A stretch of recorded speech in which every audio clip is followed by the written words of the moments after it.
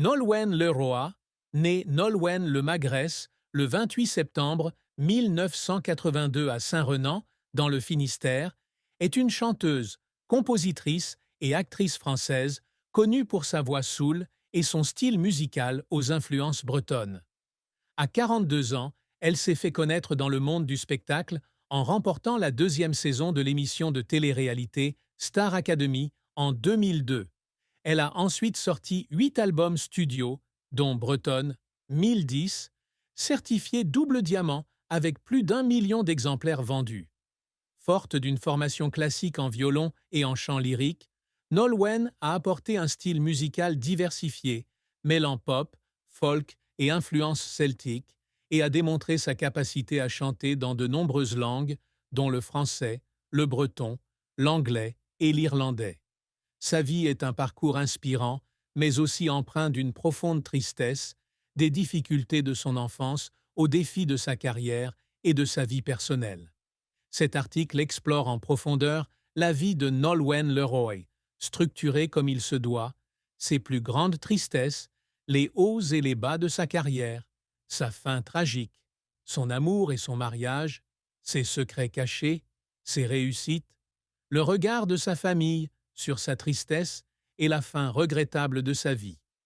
La plus grande tristesse de Nolwenn Leroy est probablement la perte et le sentiment d'aliénation découlant des événements de son enfance, notamment l'éclatement de sa famille et la mort de son grand-père, auquel elle était très attachée. Née à Saint-Renan, en Bretagne, Nolwenn a connu une enfance tumultueuse lorsque ses parents ont divorcé alors qu'elle n'avait que 11 ans. Son père, Jean-Luc Le Magresse, ancien footballeur professionnel, a abandonné la famille en 1992, la laissant vivre avec sa mère et sa jeune sœur Kay chez leurs grands-parents à Saint-Yor, en Auvergne. L'absence de son père a non seulement entraîné des difficultés financières, mais a également laissé un profond vide émotionnel chez Nolwenn. Elle a confié que son décès l'avait laissée avec un sentiment d'abandon, ce qui a durablement affecté sa vision des relations et de la stabilité. Une autre perte qui l'a profondément marquée est celle de son grand-père maternel en 1998, alors qu'elle participait à un programme d'échange au lycée Hamilton de Cincinnati, dans l'Ohio. Elle savait qu'elle ne le reverrait pas avant son départ, et ce moment a marqué sa vie. Dans une interview, elle a révélé avoir écrit une chanson sur la douleur de sa perte, reflétant l'impact profond de cet événement. La solitude de vivre loin de sa famille aux États-Unis, combinée au chagrin de perdre un être cher, a conduit à une dépression durable à son retour en France. Elle a confié un jour se sentir plus américaine que française, après son séjour en Ohio, et que trouver sa place dans la société française était un défi. Ces chagrins, de l'éclatement familial à la perte personnelle, ont hanté Nolwenn, créant une blessure émotionnelle qu'elle a tenté de surmonter à travers sa musique et sa carrière. La carrière de Nolwenn Leroy est un parcours inspirant, fait de hauts et de bas, marqué par un dévouement intense et des moments d'émotion intense. Découverte à 11 ans par son professeur de musique au Collège des Célestins de Vichy, elle débute son parcours musical par une formation classique de violon et de chant lyrique.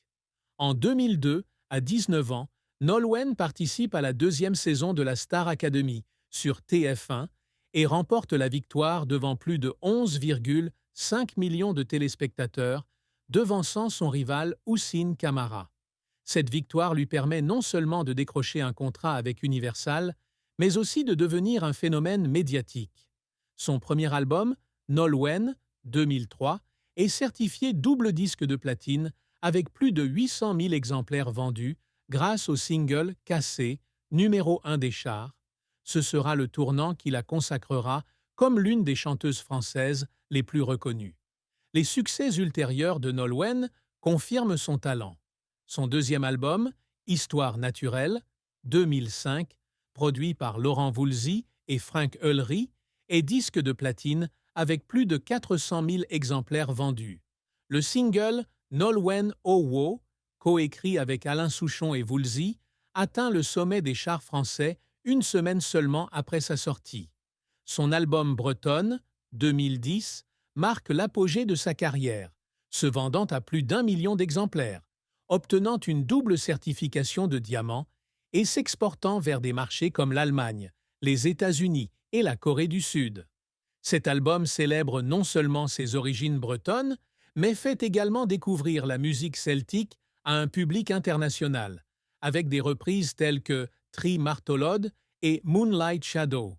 En 2015, elle est classée 17e au classement des 50 célébrités les plus populaires de France par le Journal du Dimanche, devenant ainsi la chanteuse la plus populaire depuis 2012. En 2021, elle est nommée officier de l'Ordre des Arts et des Lettres par le ministère français de la Culture, une grande distinction. Outre la musique, Nolwenn a élargi sa carrière au cinéma.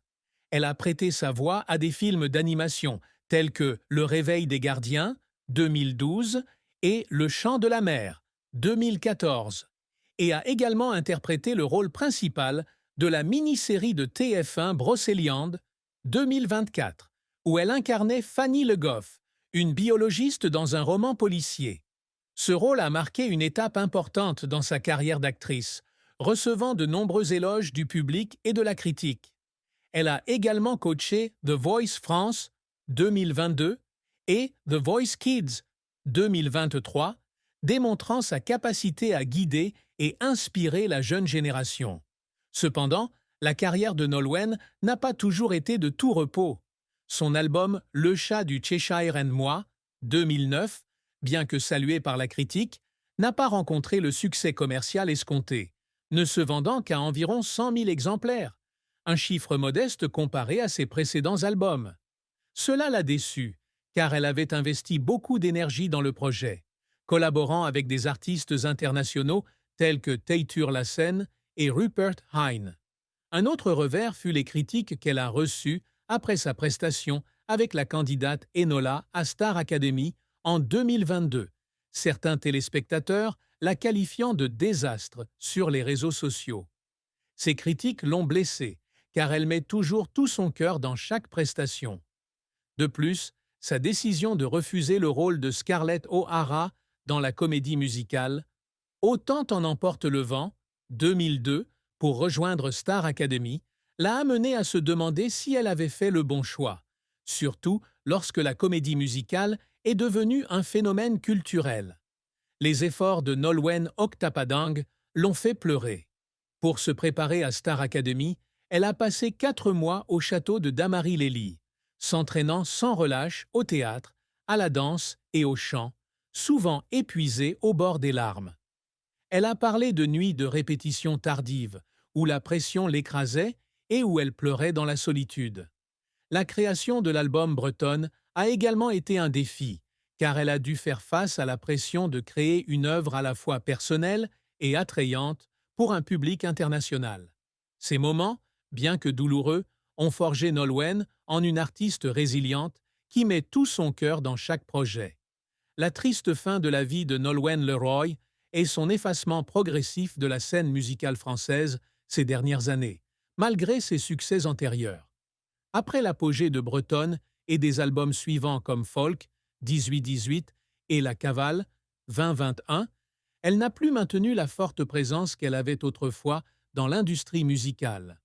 L'évolution de l'industrie musicale vers des genres plus modernes, ainsi que l'essor de jeunes artistes, lui ont imposé le défi de rester pertinente. Bien que toujours appréciée, Nolwenn n'est plus au centre de l'attention médiatique comme elle l'était au début de sa carrière, et c'est une douleur silencieuse pour une artiste qui a autrefois dominé les charts. Cette triste fin est non seulement professionnelle, mais aussi personnelle. Son dévouement pour la musique et le cinéma lui a laissé peu de temps pour sa famille et ses amis, ce qui a entraîné des moments de solitude. Dans une interview accordée à Gala 2024, elle a évoqué la difficulté de concilier carrière et vie personnelle, notamment lorsqu'elle élève son fils Marin. Ce déclin sous les projecteurs, sans être un échec total, est un triste chapitre dans l'histoire d'une artiste que l'on attendait autrefois comme une icône éternelle de la musique française. Nolwenn Leroy a trouvé l'amour avec Arnaud Clément, ancien joueur de tennis professionnel et capitaine de l'équipe de France de Coupe Davis. Ils ont débuté leur relation en 2008 et ont accueilli leur fils Marin le 12 juillet 2017. Bien qu'ils ne soient pas officiellement mariés, leur relation est considérée comme l'une des plus belles histoires d'amour du divertissement français, marquée par un soutien mutuel dans leur carrière et leur vie. Dans une interview accordée à Cosmopolitan.fr en 2024, Nolwenn a confié qu'Arnaud était le partenaire intelligent, ouvert d'esprit et plein de soutien dont elle rêvait, l'aidant à surmonter les pressions de sa carrière. Cependant, leur relation n'a pas été sans difficulté. Arnaud Clément souffrait de bigorexie, une forme d'addiction à l'exercice physique qui a affecté leur vie de famille. Dans une interview accordée à France 3 en 2023, Nolwenn a révélé que cette maladie obligeait Arnaud à consacrer beaucoup de temps à des activités sportives, interrompant parfois les moments en famille. Bien qu'elle en ait parlé avec humour et compassion, elle a admis que concilier son temps entre un mari passionné de sport et ses responsabilités de mère était un défi. Elle a également exprimé ses inquiétudes quant à l'agrandissement de sa famille à 42 ans, alors que le temps et l'énergie d'une artiste très occupée pourraient l'empêcher de réaliser son désir.